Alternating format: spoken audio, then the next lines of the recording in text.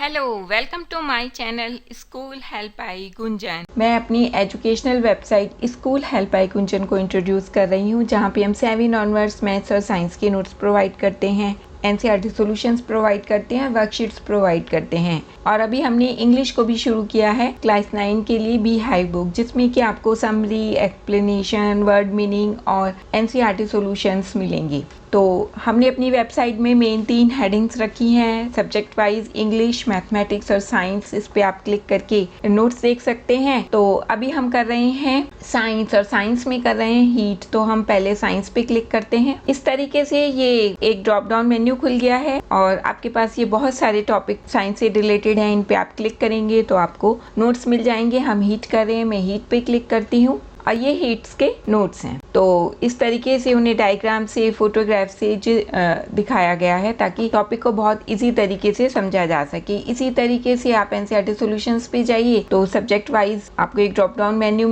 मिलेगा और उसके बाद आप अपने सब्जेक्ट पे क्लिक करते हैं तो फिर से आपको एक सब ड्रॉप डाउन मेन्यू मिलेगा। तो उसमें आप अपने क्लास को देख सकते हैं। इसी तरीके से आप वर्कशीट्स पे जा सकते हैं और कोई भी आपको प्रॉब्लम है तो आप मुझे कमेंट बॉक्स में लिख सकते हैं।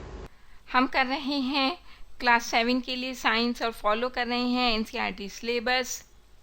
और आजकल हम कर रहे हैं हीट, उसमें हम कर चुके हैं हीट का इंट्रोडक्शन और क्लिनिकल थर्मोमीटर और डिजिटल थर्मोमीटर को हम पढ़ चुके हैं। इन सब वीडियोस के लिंक आपको डिस्क्रिप्शन बॉक्स में मिल जाएंगे और ऊपर आई के बटन पे क्लिक करके भी आप वीडियोस को देख सकते हैं।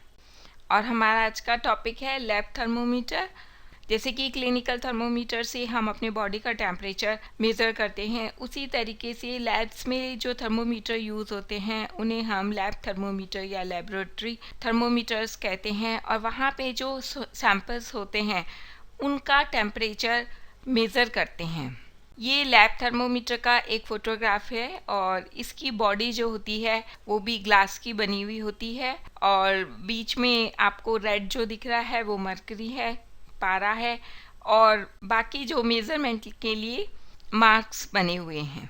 और range of the laboratory thermometer क्या होती है, -10 डिग्री सेल्सियस से 110 डिग्री सेल्सियस तक होती है। पर डिफरेंट मॉडल्स में ये वेरी कर सकती है। ऐसा नहीं है कि आप कोई सा भी लेबोरेटरी थर्मोमीटर लेंगे तो उसकी रेंज -10 डिग्री सेल्सियस से 110 डिग्री सेल्सियस तक ही होगी। ये वेरी कर सकती है डिफरेंट थर्मोमीटर्स में। और प्रिकॉशंस क्या हैं हमें लेनी चाहिए जबकि हम लेबोरेटरी थर्मामीटर को यूज़ करें या उससे रीडिंग लें। It should be kept upright, वो उसको आपको ऊपर की तरफ सीधा पकड़ना चाहिए, बल्ब नीचे होना चाहिए। और बल्ब जो है वो कंटेनर के या बीकर की सरफेस को कहीं पे भी टच नहीं करेगा और बल्ब जो है सॉल्यूशन में पूरी तरीके से डूबा हुआ होना चाहिए। इस तरीके से बीकर में थर्मामीटर बिल्कुल सीधा होना चाहिए। और थर्ड है bulb should be surrounded from all sides by the substance. तो बल्ब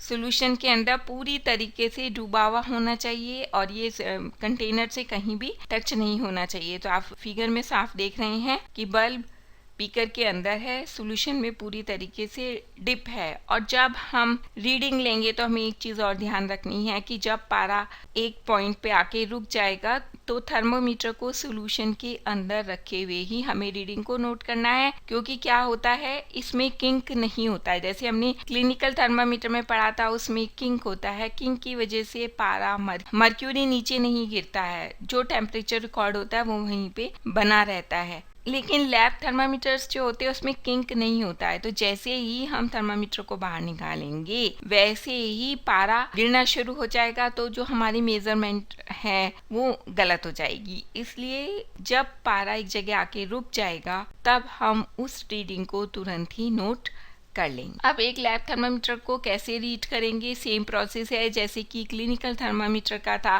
तो ये आपको थोड़ा सा पोर्शन हम दिखा रहे हैं जिसमें कि मेजरमेंट के पॉइंट्स डिग्री सेल्सियस में आपको शो हो रहे हैं। सबसे पहले कि हमें temperature difference indicated between the 2 bigger marks को चेक करना है।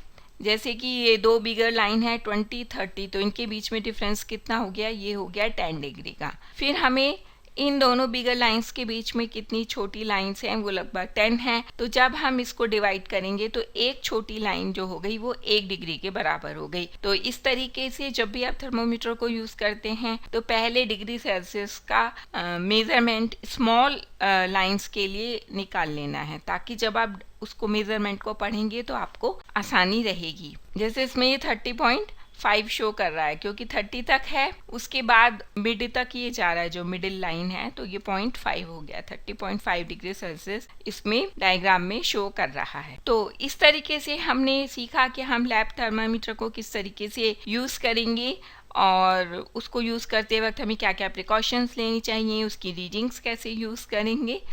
तो आपको कोई भी प्रॉब्लम आती है तो आप मुझे कमेंट बॉक्स में लिख सकते हैं। रिटन मटेरियल के लिए हमारी वेबसाइट schoolhelpbygunjan.com पे जा सकते हैं। वहाँ पे 7 ऑनवर्ड्स मैथ्स और साइंस के नोट्स मिलेंगे, एनसीईआरटी सॉल्यूशंस मिलेंगे और वर्कशीट्स मिलेंगी। इंग्लिश की बुक भी, हाई से रिलेटेड मटेरियल भी मिलेगा। क्लास 9 के लिए किसी भी एजुकेशनल टॉपिक पे आप वीडियो देखना चाहते हैं तो भी आप मुझे कमेंट बॉक्स में लिख सकते हैं, और ऑनलाइन क्लासेस के लिए भी मुझे कमेंट बॉक्स में भी लिख सकते हैं, और डिस्क्रिप्शन बॉक्स में हमारा ईमेल आईडी भी है, तो आप वहां से भी मुझसे कांटेक्ट कर सकते हैं।